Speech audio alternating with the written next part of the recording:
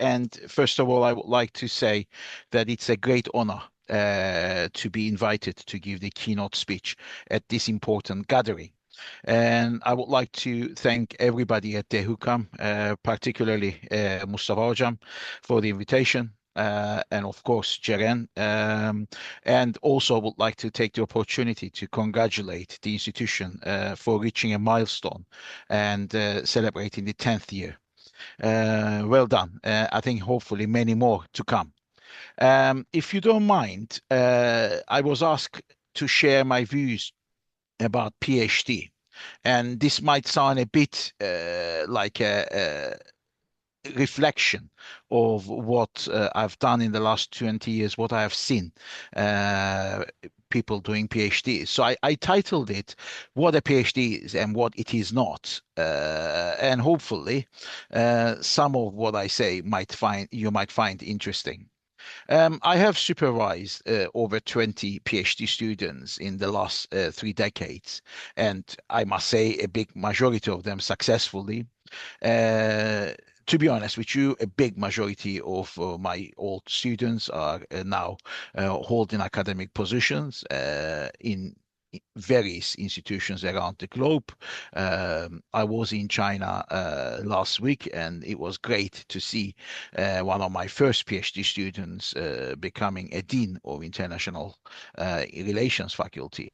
But also I've students in Canada, Turkey, Colombia, who are actually leading the academic venture. Of course, over the last 2 decades, I had students who decided not to pursue an academic interest after a PhD and move into practice.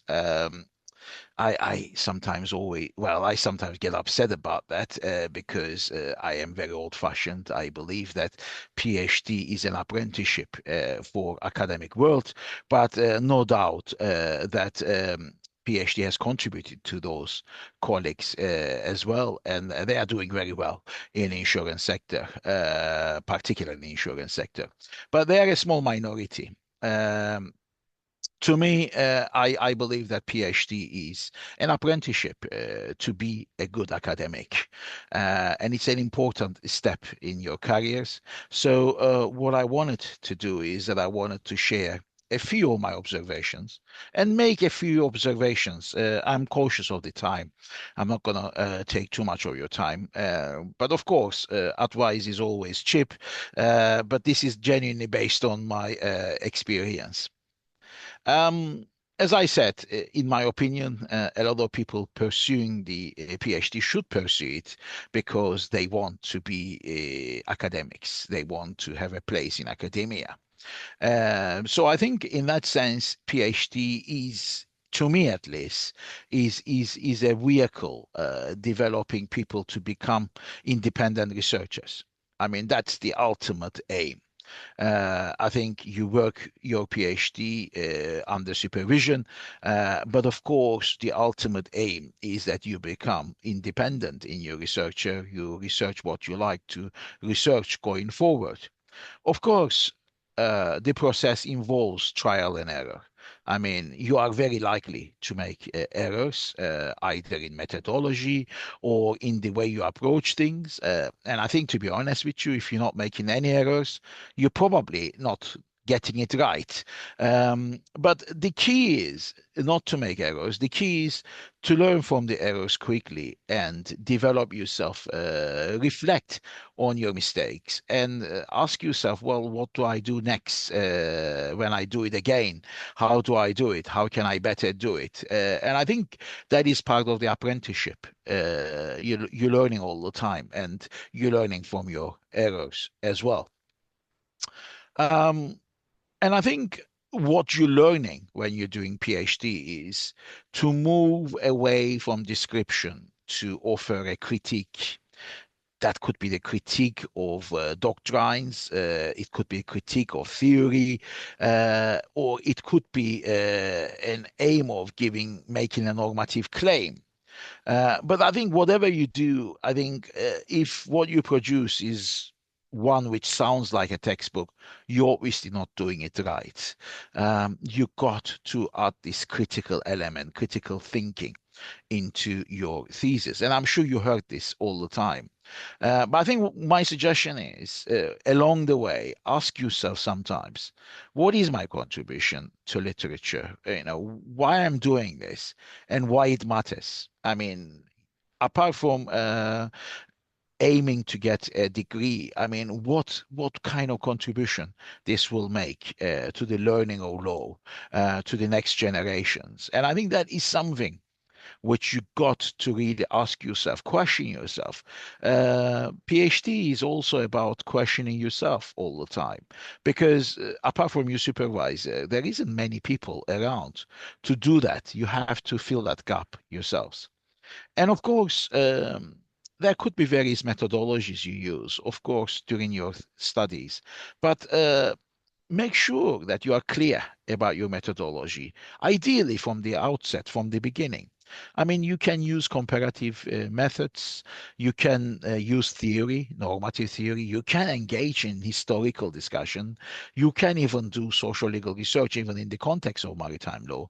But be clear about your methodology, why you want to do it, and ask yourself always what contribution this methodology does to my overall output, to my final critical think.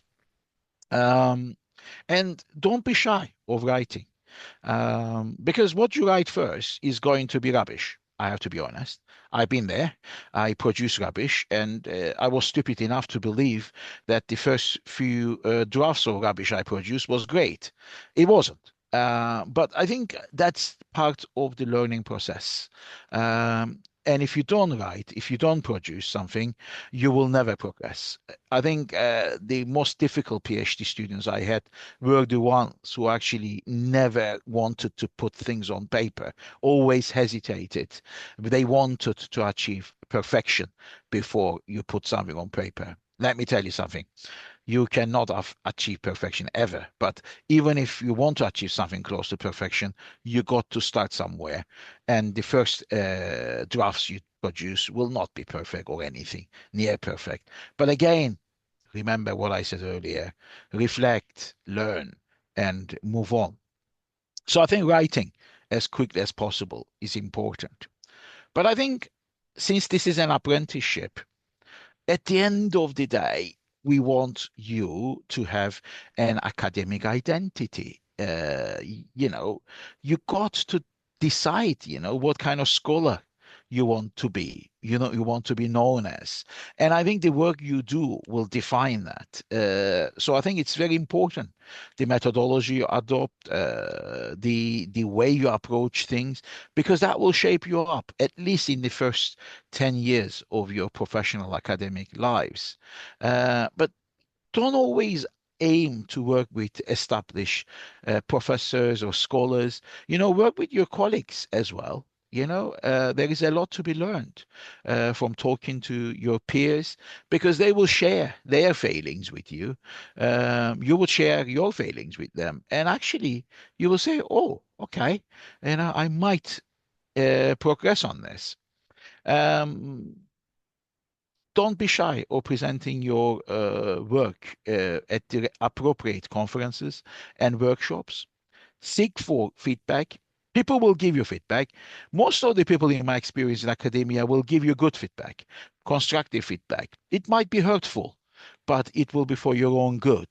Yes, there could be a few nasty people out there who give you feedback just to put you down. As long as you understand the difference between constructive feedback and destructive feedback, you'll be fine. You will mature. You will learn, because that's life. There are people there.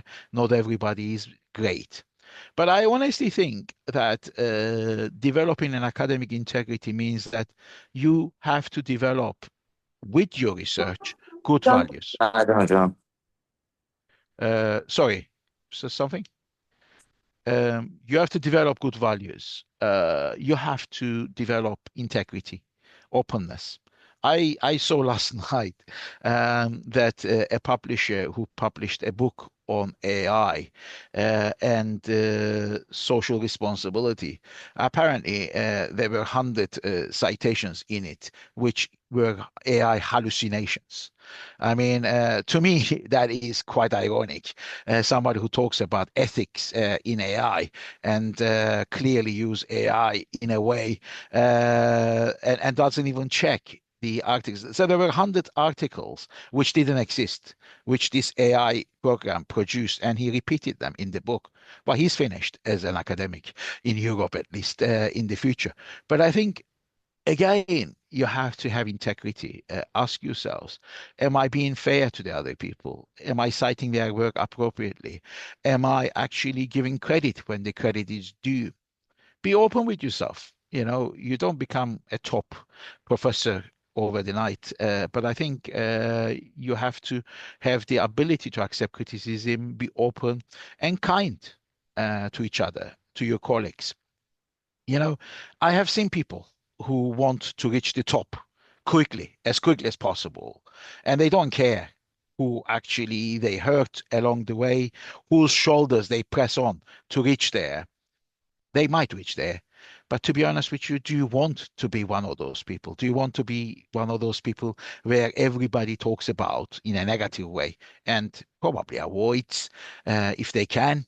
Um, I personally would assume that you want to be an academic where everybody wants to work with, talk to, and share things. And I think building an academic identity is quite important. A good academic identity is not only good scholarship, but also decent scholar. Um, Obviously, I'm going to say too much about PhD in maritime law because most of you are engaged in PhDs.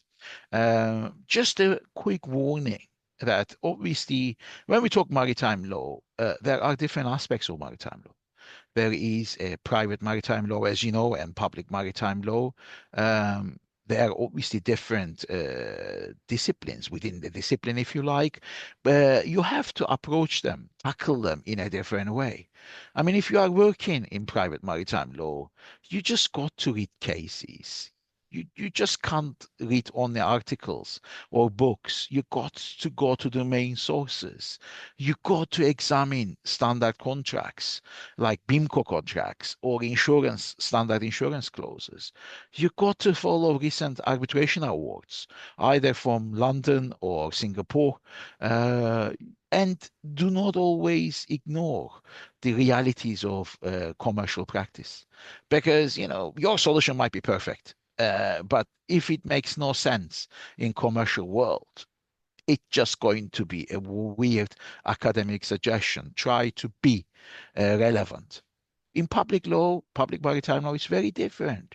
You got to study the history of the conventions, understand the background of the negotiations, um, ask yourself what those international instruments intend to achieve. Do not ignore geopolitical realities or economic pressures. I think most of the work the Hukam does actually come under this. And I think it's quite important that those who are actually working in public maritime law actually take that into account. Um, just one final word I want to have about comparative law, because I see a lot of PhD students finding a niche or thinking that they find a niche by going into comparative law because they think that it will add them an originality. Look, doing comparative law badly is very easy. Doing comparative law well is difficult because sometimes I see people comparing jurisdictions which are not comparable. They are not compatible. You can compare, for example, in private law, UK and Australia being common law countries, but I think to compare UK, Brazil, and Japan, for example, is very difficult. And a lot of people often compare the outcomes, the legal rules. And they say, well, this is the legal rule in Brazil, this is the legal rule in the UK. As you see, they are different. Well, we know that. But, you have to ask yourself what outcomes these legal rules are achieving or aiming to achieve and compare those outcomes. Um, you know, Explain the relevant procedural and commercial context. A lot of people quote to me comparatively from USA insurance cases, but they quote insurance cases on medical negligence. It's a different context. The courts are very assured friendly because they know that the person seeking remedy from the court, if he or she doesn't get it, he or she will probably die because there is not a national security system, social security system in the USA. So effectively, that colors the judgment. And taking that judgment in isolation and comparing to a judgment in UK doesn't make sense most of the time. And whatever you do, comparative law is not just summarizing the law in one country and summarizing the law, describing the law in another country. You got to compare the outcomes and ideally compare institutions, jurisdictions which actually are compatible. Ultimately, whether you adopt comparative law or any other methodology, remember your aim is to make a genuine contribution to the literature. So what you're producing is just um, a textbook type of coverage of the field, you're not doing it well. I am cautious of the time, so I want to say just one final word. 99% of what I just said this morning, you will probably forget soon, probably before the end of the year. But I want you to remember one thing. And being a good academic, being a good scholar is not only being a good intellectual person. Of course, that's important. It is important to have an intellectual achievement, but you have to be a person who does it with integrity and kindness. You got to be a person who actually is well known in the academia. People like you as a person, want to be in your company, want to discuss with you, and want to give you feedback without any concern, without worrying that you will get it wrong. You want to be a good citizen. Um, if you are a good citizen, you can help your colleagues, you can help your community, you can help your students. Uh, if not, you will be just the person who everybody says, yeah, he's a good guy, or she's a good person, but she's a good academic, but not a good person. I personally never wanted to be that. And I hope that my PhD students, at least I instill them that vision going forward to be a good person. Last word is we have a block in the Institute of International Shipping and Trade Law. It's an academic block. Its details are there. It's free. It's available. It's a block where my colleagues and myself occasionally post our opinions on legal developments. It's worth looking at, and it's just another source, of course, but we try to be as contemporary as possible, and we try to guide people and share our opinions as well. It's an academic work, so there is nothing personal or political in it. I strongly recommend you to look. Uh, Thank you very much for listening to me. I don't know what the procedure is, but very happy to pass to Gülce. Thank you very much. Thank you, Professor, for this insightful keynote address.